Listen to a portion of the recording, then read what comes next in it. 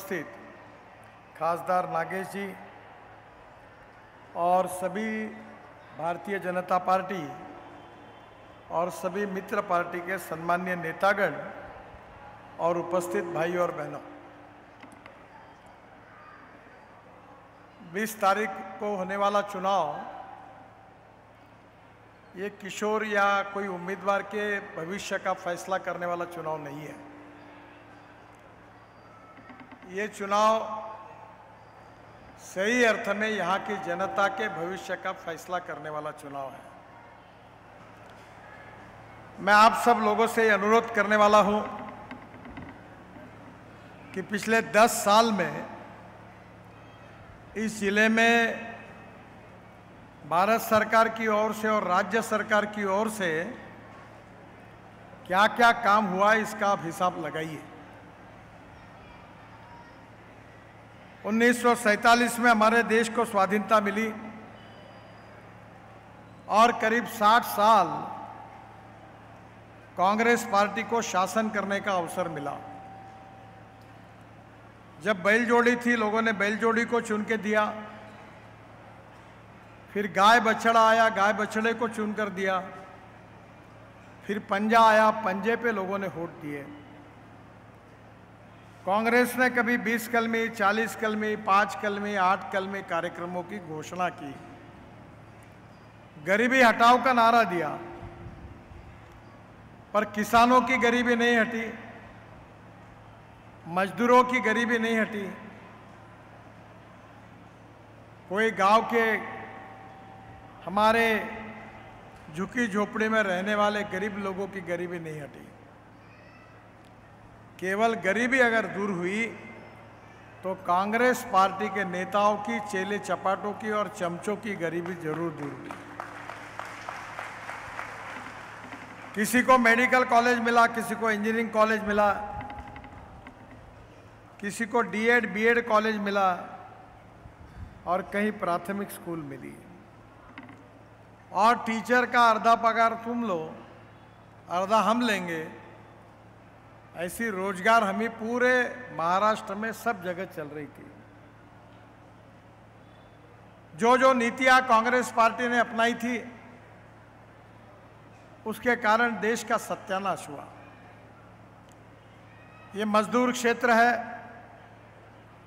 आप समझ सकते हैं कि मैं आज भारत सरकार के ऐसे कमेटी का अध्यक्ष हूं कि ये अनेक सीमेंट कंपनियां हैं, इंडियन एयरलाइंस, एयर इंडिया है, गोल्ड की माइन है, अनेक जगह पर घाटा भरा हुआ है। मुझे इस बात का दुख है, कांग्रेस पार्टी में के कार्यकाल में कर्नाटक में गोल्ड माइन शुरू हुई, वो भी घाटे में गई। होटल शुरू किए, दिवाला पीट चुके हैं। माइन शुरू किया, नुकसान हुआ। एयर इंडिया शुरू हुआ, 70,000 करोड़ का घाटा आया। सरकार की प्रतिमा ऐसे विषकन्या जैसे बनी कि जहां हाथ लगाया वहां सत्यानाश हो गया। पंडित जवाहरलाल नेहरू देश के प्रधानमंत्री थे और रशिया के विचारधारा का उनके ऊपर प्रभाव था। और आज इस 60 साल में जो जो कांग्रेस ने नीतियां अपनाई उसके तरह पूरे देश में असफलता मिली।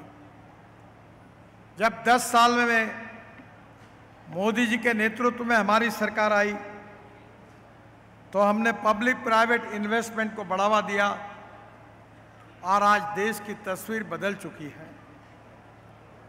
केवल नेशनल हाईवे में मैं चंद्रपुर जिले में 10,000 करोड़ रुपए के काम कर चुका हूं। 10,000 करोड़ के।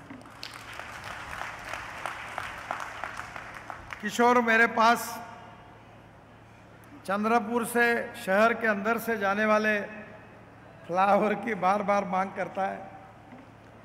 मैं आपको बताऊंगा, इलेक्शन होने के बाद मैं इस फ्लाईओवर को मंजूरी दूंगा, ये आपको विश्वास देना चाहता हूं। हमारे देश में अगर इंफ्रास्ट्रक्चर अच्छा डेवलप हुआ तो उद्योग और व्यापार बढ़ने वाला है। इंफ्रास्ट्रक्चर यानी क्या है?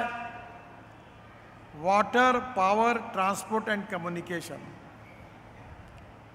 ये चार बातें जहां होगी वहां उद्योग और व्यापार बढ़ता है, और ये चार बातें जहां होगी वहां कृषि क्षेत्र का भी विकास होता है। कृषि क्षेत्र के लिए पानी चाहिए, बिजली चाहिए, और विशेष रूप से अच्छा सीड चाहिए, नर्सरी अच्छी खोलकर प्लांट चाहिए, कृषि माल पर प्रक्रिया करने वाले उद्योग चाहिए। आज हमारे देश में बड़े प्रमाण पर आबादी शहर की ओर जा रही है। एक समय 90% लोग गांव में रहते थे, पर आज बड़े प्रमाण पर शहर की तरफ जा रहे। ये माइग्रेशन का सही प्रमुख कारण यह है कि कांग्रेस पार्टी ने 60 साल में गांवों की तरफ ध्यान ही नहीं दिया। गांव में पीने के लिए पानी नहीं था, गांव में जाने के लिए रोड नहीं थे, गांव के किसानों को फसल के सही दाम नहीं थे, गांव में अच्छे अस्पताल नहीं थे, गांव में अच्छी स्कूल नहीं थी। स्कूल की बिल्डिंग है तो टीचर नहीं, टीचर है तो बिल्डिंग नहीं, दोनों है तो विद्यार्थी नहीं, और तीनों है तो पढ़ाई नहीं। दवाखानों की हालत ऐसी बनी थी कि डॉक्टर है तो नर्स नहीं, नर्स है तो डॉक्टर नहीं, दोनों है तो दवाई नहीं, और तीनों है तो कौन मरने के लिए जाए, ऐसे दवाखानों की हालत। मैं लॉ पढ़ रहा था, मुझे कहा कि तुम्हारे खेती पर डेयरी शुरू करो। मैंने 4 गाय और 2 भैंसें ली और दूध का धंधा शुरू किया। पहले इसमें तो दूध मिल गया,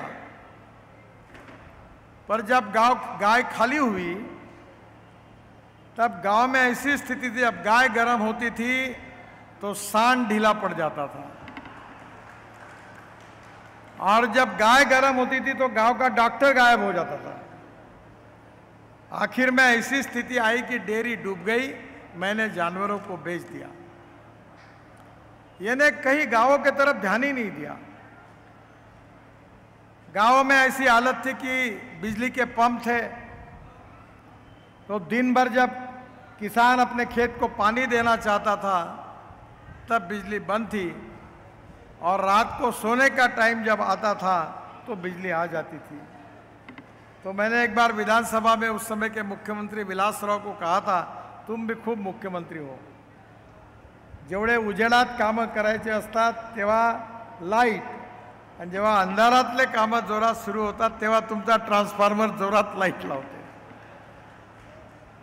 यानी पूरे कांग्रेस ने देश का सत्यानाश किया, और इसलिए जो 60 साल में नहीं हुआ वो 10 साल में महाराष्ट्र में, विदर्भ में, देश में और चंद्रपुर जिले में हमारी सरकार ने करके दिखाया।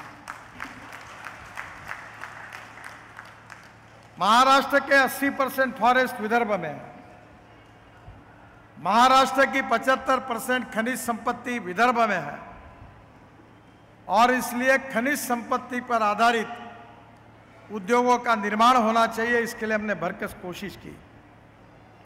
मुझे बहुत खुशी है कि अब चंद्रपुर जिले में एक नया प्रोजेक्ट कोल इंडिया की तरफ से उसके कार्य का शुभारंभ हुआ है कि हमारे देश में 1.5 लाख करोड़ रुपए हम यूरिया को इंपोर्ट करने के लिए लाते हैं। अब कोल गैसिफिकेशन से यूरिया बनेगा, मिथेनॉल बनेगा, मिथेनॉल डीजल के बजाय ट्रक में, मशीनरी में यूज होगा, और अमोनियम नाइट्रेट जो बारूद है जो हमको माइनिंग में लगती है वो बनेगी, और एक डीएमई करके गैस बनेगा जो एलपीजी में डालकर हमारा एलपीजी के गैस का सिलेंडर 40% सस्ता होगा, और कम से कम चंद्रपुर जिले में 25,000 युवाओं के हाथों को काम मिलेगा। ये योजना अब तैयार हो गई है। मैं किशोर को विशेष रूप से धन्यवाद दूंगा कि कोविड के समय मैंने चंद्रपुर के सरकारी अस्पताल के लिए ऑक्सीजन प्लांट दिया, और मैंने कहा कि किसी की जान नहीं